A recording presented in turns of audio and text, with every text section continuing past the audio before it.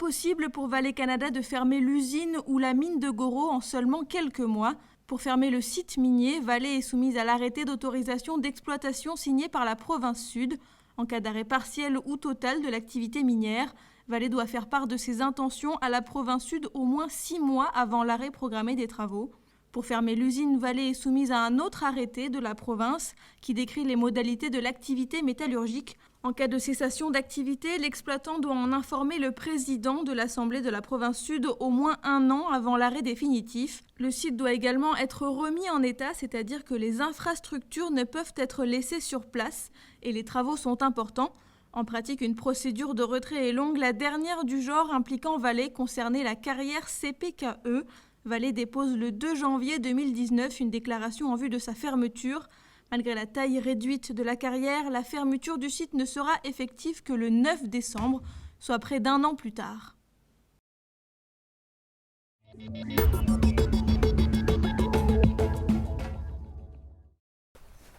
Comme chaque matin, Anita se rend à sa boîte aux lettres. Elle espère avoir reçu ses colis qu'elle attend depuis plus de 2 mois. Est-ce qu'il y a un avis dans la boîte aux lettres?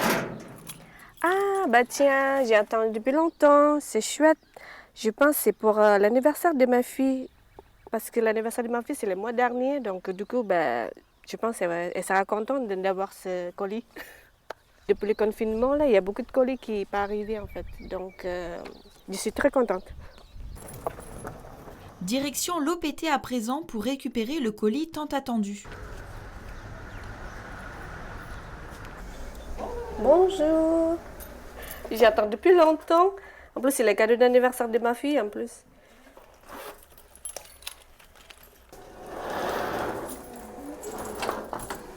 Merci, bonne journée. C'est des t-shirts avec des baskets.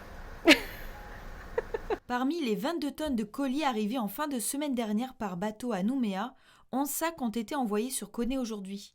Ce regain d'activité redonne le sourire aux équipes. Et du coup, là, voir les clients venir chercher leurs colis, cadeaux d'anniversaire, etc., je veux dire, c'est vraiment, c'est bien.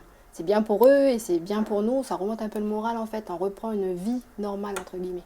Aujourd'hui, à Coné, 30 colis en provenance de France et moins d'une dizaine venant de Chine ou de Singapour seront distribués. Cet arrivage permet de revenir à un rythme normal de distribution depuis 7 semaines, soit une trentaine de colis par jour.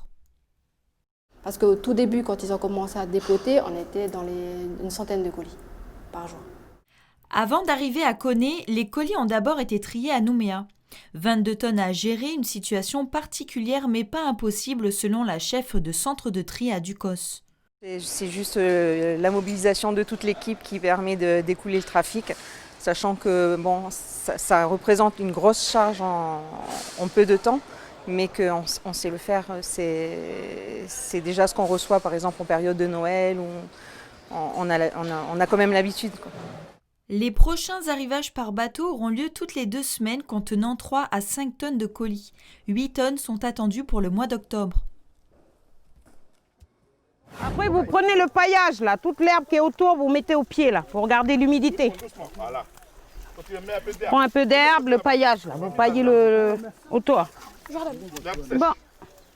Là-bas, vous avez mis le rétenteur? Oui, ils ont mis. Appuyez le pied? Ok. Aston et Kimani sont présents pour la 2e fois sur ce site. Il y a 2 semaines, ils avaient contribué à la plantation de 13 arbres endémiques. Aujourd'hui, ils en planté 10 de plus. Pour l'environnement. Pour l'environnement? Parce que ça brûle, puis après, on vient replanter parce que après, il n'y aura plus d'arbres pour prendre l'eau. Ici, il y avait beaucoup d'arbres avant ici. Puis à cause du feu, c'est parti. Puis nous, on revient planter pour que, comme ça, on reprend les graines, puis on va planter encore partout. Ce projet, principalement basé sur la culture et l'environnement, a vu le jour il y a 3 mois. On se rend compte de plus en plus, maintenant on parle d'environnement, on parle de protection de la nature et tout. Et à notre petite échelle à l'internat, on essaye de transmettre un peu ça aux enfants, quoi. Et par le biais de ces activités-là, les enfants ils apprennent en même temps les noms en langue. Chose qu'ils ne connaissaient pas avant et qui s'étonnent quand on dit ah ben celui-là il s'appelle tel ou tel en Khanatu, bon, ben, c'est un plus pour eux, quoi. On a été chercher à Emma, celui-là, c'est le tamanoun forêt. Tamanoun forêt, en langue, on dit peta. Peta. Ça, c'est un arbre que tu trouves seulement dans la grande forêt, mais qui s'adapte dans des milieux un peu comme ça, où il y a du soleil. Ils apprennent les noms en langue de ces arbres avec Mathéo, membre de l'association AFO. Mathéo leur donne le nom de l'arbre et les enfants réalisent eux-mêmes les panneaux. L'idée d'ici, c'est que c'est un genre d'espace qu'on a mis pour que les plantes endémiques qui sont ici ils puissent produire. C'est un genre de nurserie ici pour que plus tard, les enfants ils vont pouvoir récupérer les graines, éviter d'aller chercher à la forêt. Ces ateliers de plantation enrichissent le sol mais aussi l'esprit. La plupart de ces enfants repartent avec des connaissances qu'ils pourront par la suite transmettre à leur entourage.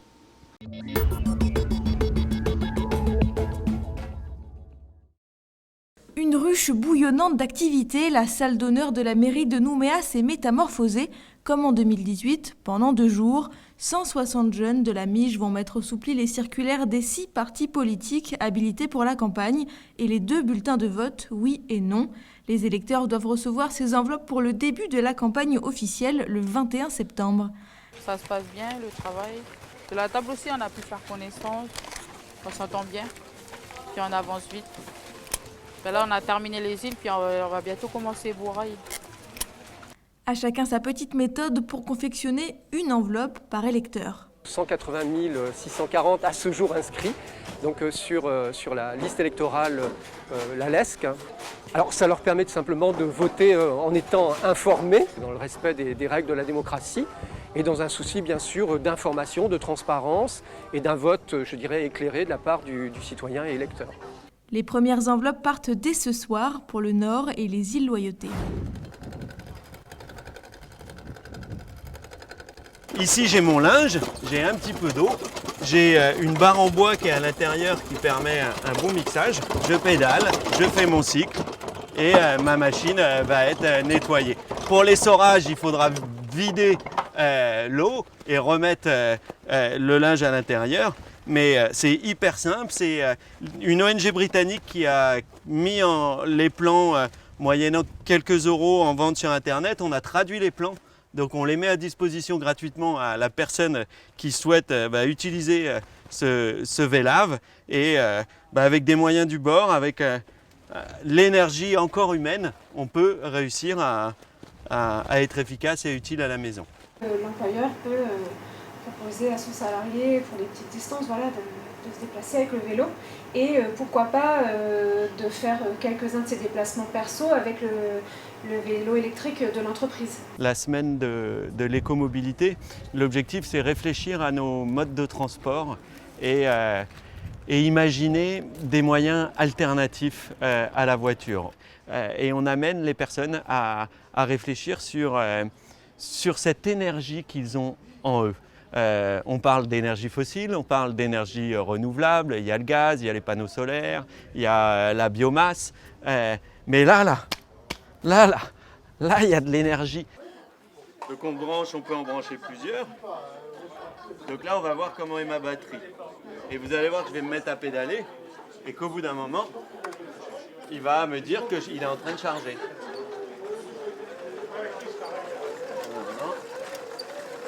Donc là, à l'instant T, j'ai la puissance équivalente de ce que consomme une télévision. C'est-à-dire que si je maintiens ce rythme-là, on regarde la télé ensemble sans avoir à la brancher. On la branche directement au vélo. Voilà. Donc là, par exemple, il y a un champion du monde. Le téléphone de Monsieur charge. C'est vraiment en fait des animations pédagogiques pour faire réfléchir les gens et se dire, on a un potentiel, il y a différents types d'énergie.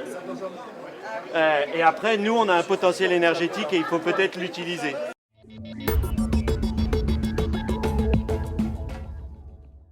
Bonjour, Madame Sio. Unis par cette même passion du tressage, Khatchamin, Ouatheumin et Canin se retrouvent chaque mardi et jeudi au Faré des Savoirs pour travailler en commun. Là, je suis en train de confectionner un sac.